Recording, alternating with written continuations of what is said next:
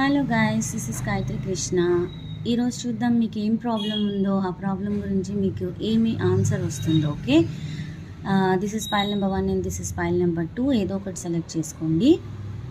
చూద్దాం file number 1 వాళ్ళకి ఏం ప్రాబ్లం ఉంది లైఫ్లో. థర్డ్ పార్టీ సిచ్యువేషన్ వల్ల మీరు ఎక్కువ ఆలోచిస్తున్నారు.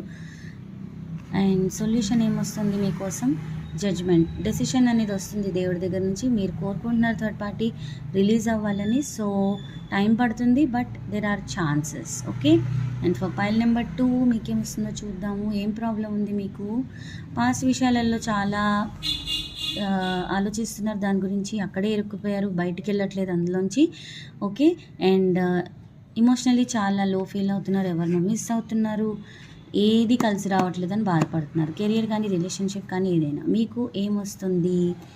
న్యూ బిగినింగ్స్ ఉన్నాయి మీ లైఫ్లో, బట్ మీరు దాన్ని చూడట్లేదు.